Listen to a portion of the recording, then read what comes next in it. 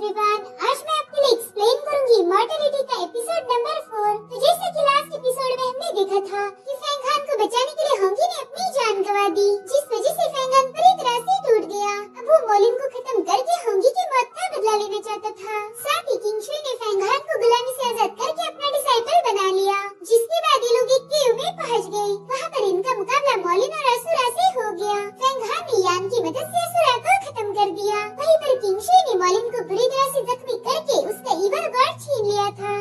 अब आगे तो हम देखते कि मॉलिन किंग शुई को मारने के लिए अपना फाइनल अटैक प्रिपेयर करता है। वो कह रहा था मैं तो मरूंगा लेकिन तुझे भी अपने साथ ले जाऊंगा। वो अपना ब्लड सैक्रिफाइस करके अल्टीमेट डिमोनिक एनर्जी को समन कर रहा था, जिसे देखकर फैंग हान बहुत ज्यादा हैरान हो जाता है। मॉलिन कह रहा था कि मैंने अपना खून सैक्रिफाइस किया है तो डीमन अब आ जाओ। वहीं दूसरी तरफ एल्डर फेंग बाइयो भी किंग शुई के लिए परेशान थे। वो डिसाइपल से पूछते कि वो फिलहाल कहाँ पर है, तो वो बंदी बता रही थी कि किंग शुई अभी भी रेगिस्तान में है।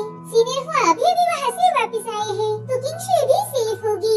जिस पर वो दूसरा बंदा कह रहा था कि किंग शुई नई बनी ऑथेंटिक डिसाइपल है, इसलिए थोड़ा सा जोश में है, लेकिन समय के साथ साथ उसे भी अकल आ ही जाएगी। जिस पर एल्डर फेंग बाइयो कह रहे थे कि वो बहुत टैलेंटेड है, मुझे पता है कि वो जो भी करेगी वो सोच समझ के करेगी। जिसके बाद वो बाकी के डिसाइपल के बारे में पूछते हैं तो बंदा बता रहा था कि 6 डिसाइपल तो वापस आ गए मगर 2 अभी भी लापता है। इन दोनों के अलावा और भी 2 लोग हैं जो वापस नहीं आए, जिनमें से एक है जिन शिताई और दूसरा है शीलोंगजी। ये सुन के एल्डर हंसने लगते हैं। वो कह रहे थे कि शीलोंगजी तो मार्शल आर्ट का दीवाना है, वो इतनी जल्दी हार मान के वापस नहीं आएगा क्योंकि उसके लिए उसकी कल्टीवेशन को इम्प्रूव करने का अच्छा मौका है। मगर उस जिन शिताई पर तो मुझे रत्ती भर भी भरोसा नहीं, पता नहीं इस ट्रेनिंग में वो क्या गोल खिलाएगा।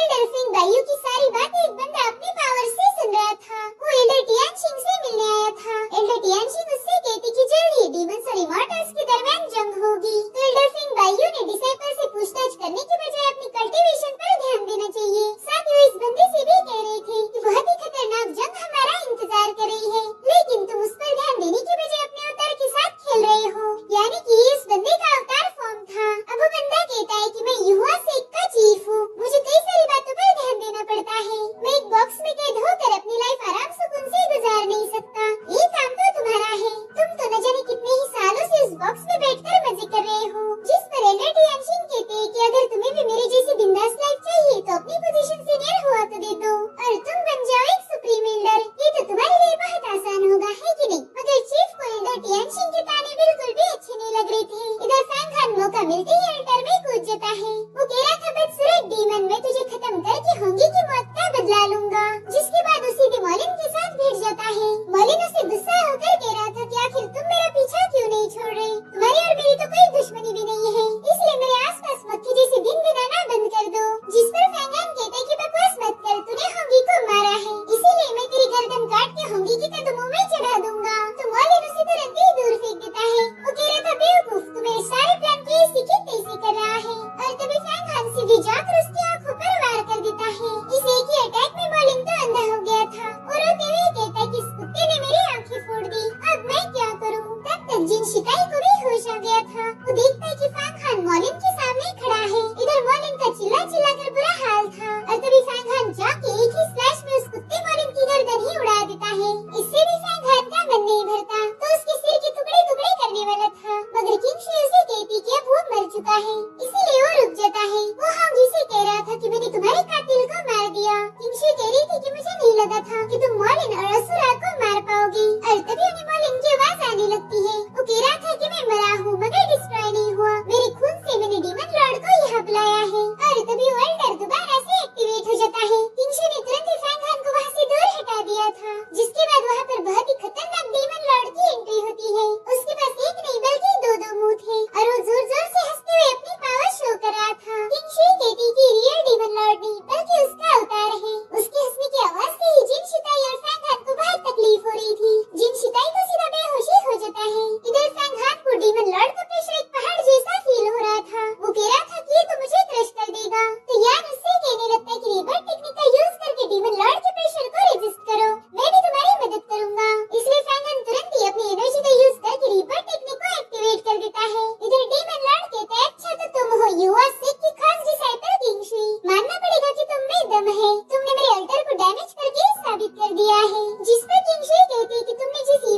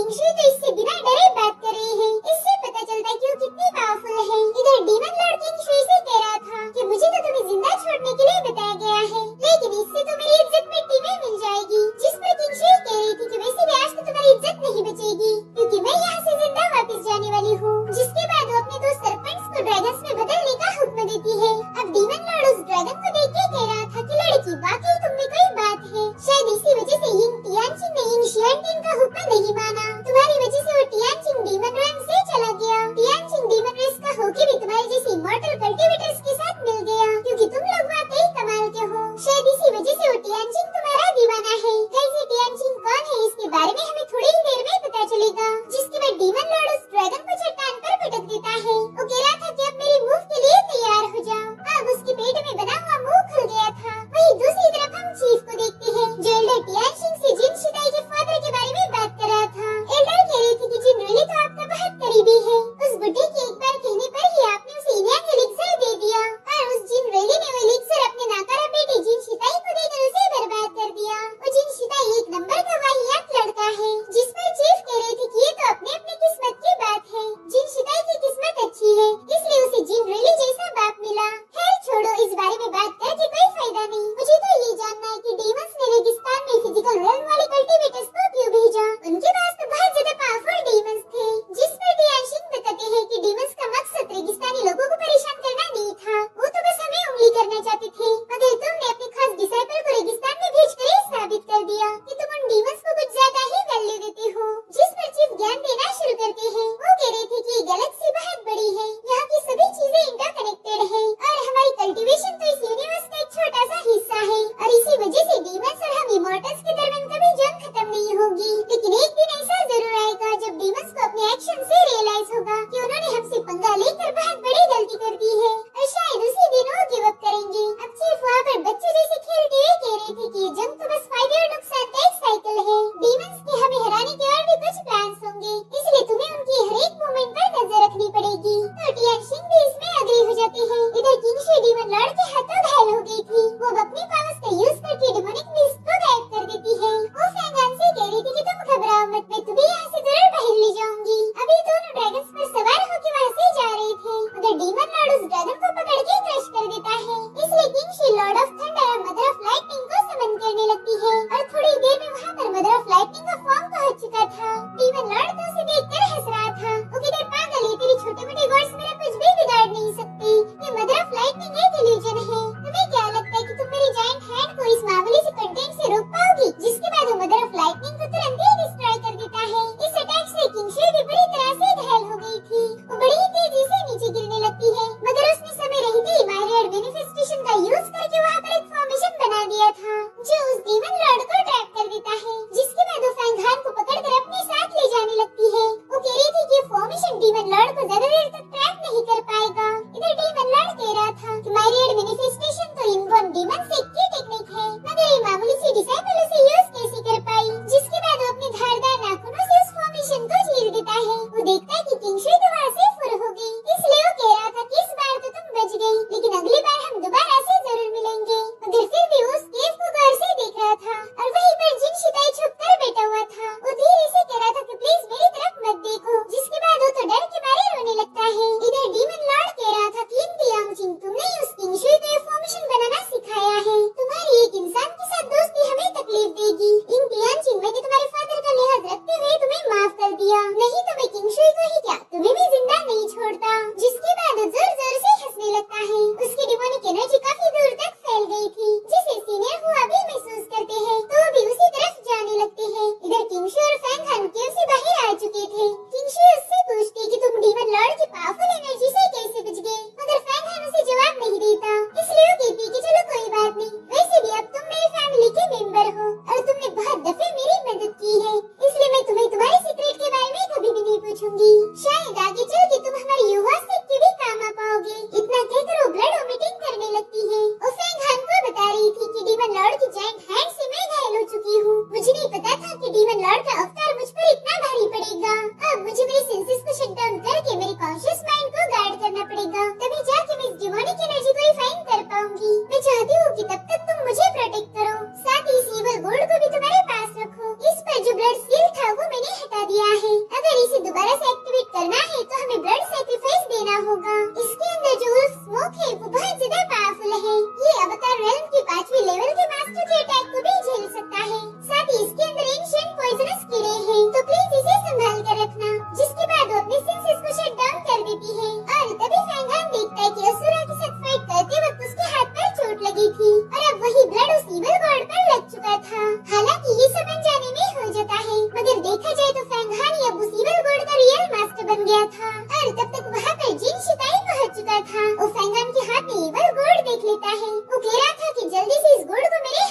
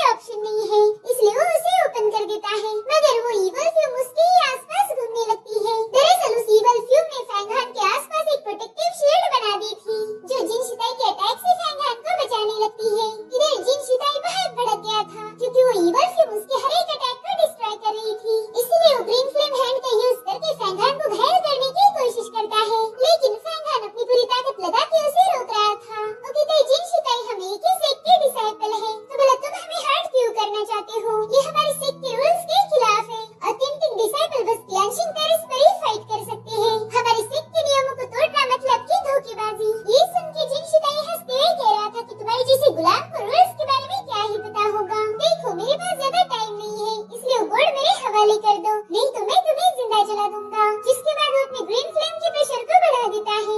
इससे फैंगान को बहुत तकलीफ होने लगती है। वो समझ गया था कि अवतार रेल्म के कल्टीवेटर्स काफी ज्यादा स्ट्रॉन्ग होते हैं, मगर फैंगान को डर लग रहा था। वो कहता है कि शायद इससे मेरी डॉम एंड ड्रैगन पिक्चर जल जाएगी। तो यान उससे कहता है कि फिक्र नहीं करो, ये बंदा बस तुम्हारे ब्लड स्पिरिट को रिफाइन कर रहा है। तुम्हें बस अपनी कॉन्शियसनेस को प्रोटेक्ट करना होगा, फिर तो तुम इस इविल गॉड को अपने पास रख सकते हो। और अगर तुमने अपने माइंड पर का कंट्रोल खो दिया तो तुम भी मारे जाओगी और ये ट्रेजर भी उस बेवकूफ को मिल जाएगा। तो फैंगान उससे कह रहा था कि यार तुम कहाँ पर थे, मुझे लगा तुम जल गए, मैं कितना डर गया था। तो यान हंसते हुए कहता है कि अरे डीमन लॉर्ड की पावर से तुम्हारी हिफाजत करने में मेरी सारी वाट लग गई। मेरा सारा ट्रू एसेंस कंज्यूम हो गया और इसीलिए मैं आराम कर रहा था। लेकिन अब डरो नहीं, मैं तुम्हारे साथ हूँ। देखा जाए तो मैं तुम्हारे बैक पर हूँ। और तभी फैंगान को फील होता है कि यान में एक ड्रैगन टैटू बन के उसकी पीठ पर छप गया है।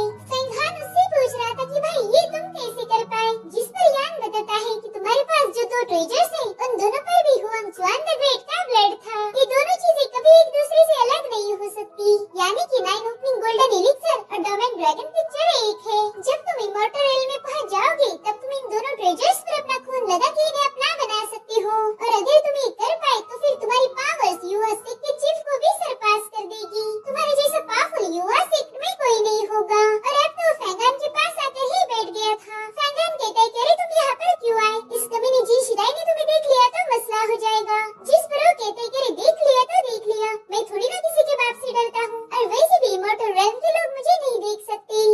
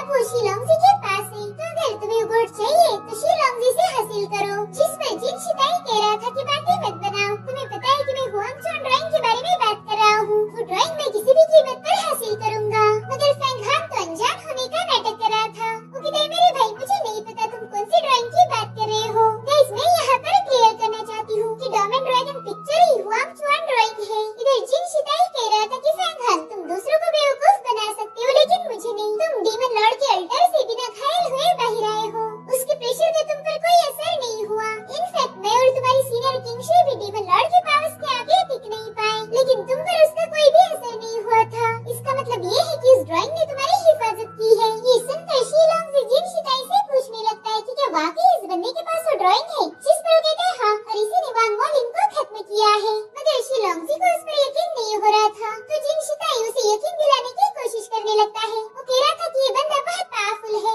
यकीनन इसे कोई चीज प्रोटेक्ट कर रही होगी। जिस पर शिलोंगजी कह रहा था कि मॉलिन तो इतना खतरनाक था ही नहीं, तो भला ये बंदा अपनी ड्राइंग का यूज क्यों करेगा। जिन शिताई यकीनन तुम्हारा दिमाग खराब हो चुका है। ये सुन के जिन शिताई को समझ नहीं आ रहा था कि वो शिलोंगजी को यकीन कैसे दिलाए। इधर यान भी फैंग हान को बताता है कि लोंगजी को पता है कि जिन शिताई झूठ बोल रहा है, इसलिए तुम बस इन्हें थोड़ा सा कंफ्यूज करो, और अगर फिर भी बात बिगड़ जाए तो मैं हूं ना, मैं तुम्हें यहाँ से बाहर ले जाऊंगा। और तभी जिन शिताई फैंग हान पर अटैक करना शुरू कर देता है, लेकिन इस बार फैंग हान जानबूझ के उसकी मार खा रहा था ताकि वो शिलोंगजी को यकीन दिला पाए कि वो बस एक मामूली सा आउटर डिसाइपल है और उसके पास कोई ड्राइंग नहीं है। इधर जिन शिताई उसकी छाती पर पाँव रख के कह रहा था कि कुत्ते वो ड्राइंग मेरे हवाले कर दे। जिस पर फैंग हान कहता है कि तुम जानबूझकर मुझ पे इल्जाम लगा रहे हो। तुम्हारी दुश्मनी किंगशुई से है, क्योंकि उन्होंने तुम्हारे 8 डिसाइपल और 8 प्रिंस को मार दिया, इसलिए तुम उनका पूरा गुस्सा मुझ पर निकाल रहे हो। तो जिन शिताई कहने लगता है कि दोबारा से मेरे 8 डिसाइपल और 8 परिंदों का जिक्र मत करना। जब भी उनका टॉपिक निकलता है मेरे खून में आग लग जाती है। जिसके बाद वो फैंग हान को लात मार के दूर कर देता है।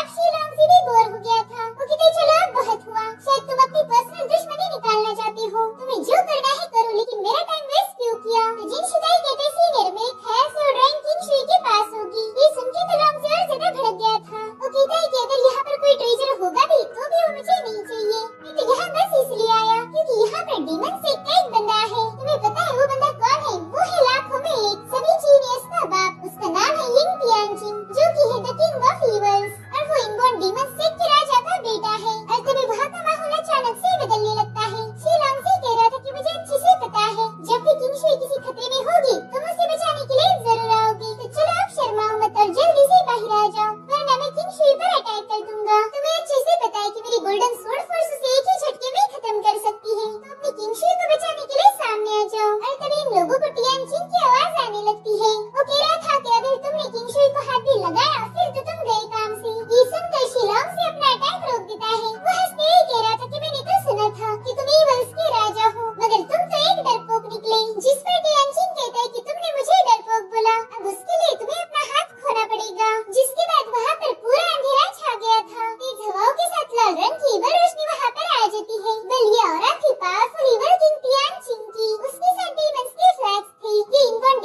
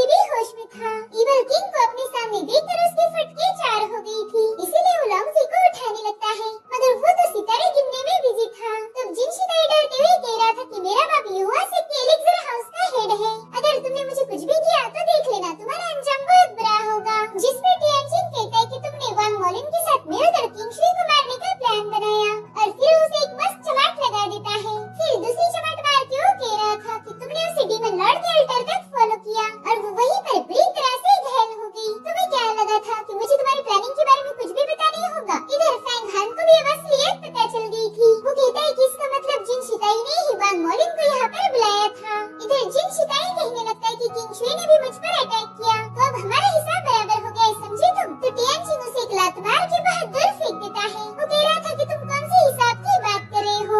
डीमन लॉर्ड ने मेरी बात मानकर ही किंग शुई को वहाँ से भागने दिया। अगर मैं रिक्वेस्ट नहीं करता तो किंग शुई मारी जाती, जिसके बाद टियानजिंग उसकी तगड़ी धुलाई करके उसे पटक देता है। वो कह रहा था कि जिन शिताई कबूल करो कि तुम्हें मॉलिन को बुलाया था, जिस पर वो कहता है कि हाँ मैं तुम्हें सब बता दूंगा, लेकिन प्लीज मुझे मारना मत, मुझे ना किसी ने ऑर्डर दिया था। लेकिन नाम बताने से पहले वो मरने का नाटक करने लगता है। लेकिन टियानजिंग उसके पैंतरे पहले से ही जानता था, तो तुरंत इसके हाथ पर पाँव रख के उसे मरोड़ने लगता है, जिससे जिन शिताई की चीख निकल जाती है। वो कह रहा था अरे अरे मैं जिंदा हूँ, तो प्लीज मुझे मारना मत। देखो सीनियर हुआ ने मुझे डॉमन ड्रैगन पिक्चर ढूंढने का काम दिया था, इसलिए मुझे ये करना पड़ा। अब सीनियर हुआ का नाम सुन के ही फैंगन काफी ज्यादा शौक था, उसे तुरंत ही होंगी की याद आती है। वो कह रहा था कि मेरी होंगी की मौत के लिए वांग मॉलिन, जिन शिताई और हुआ की एंडो जिम्मेदार है, तो उसने अपनी स्वॉर्ड निकाल ली थी। इधर टियानजिंग कह रहा था कि तुम और किंग शुई एक ही सेक्स से बिलोंग करते हो, अगर मैंने तुम्हें मार दिया तो किंग शुई मुसीबत में फंस सकती है, इसलिए मैं इस बार तुम्हें माफ कर देता हूँ। अब जल्दी से यहाँ से दफा हो जाओ, वरना मेरा इरादा बदल जाएगा। तो जिन शिताई तुरंत ही वहाँ से भागना शुरू कर देता है, लेकिन इधर फैंगन अपनी तलवार लेके उसका स्वागत करने के लिए तैयार था। वो एक ही झटके में जिन शिताई का हाथ काट देता है, जिससे वो दर्द से तड़प रहा था। फैंगन कहता है कि तुमने होंगी को मार दिया, इसलिए मैं तुम्हें खत्म कर दूंगा। अब वो उस पर अटैक करने के लिए जंप लगा देता है, मगर वहाँ पर कुछ आइस क्रिएट होकर जिन शिताई को बचा लेती है। फैंगन देखता है कि वहाँ पर तो सीनियर हुआ आया है। वो कह रहा था कि तुम्हारी इतनी हिम्मत कि तुम डीमंस के साथ मिलकर अपने डिसाइपल पर हमला करो। तभी जिन शिताई बताता है कि ये डीमन के साथ मिला हुआ है और इसने मेरा एक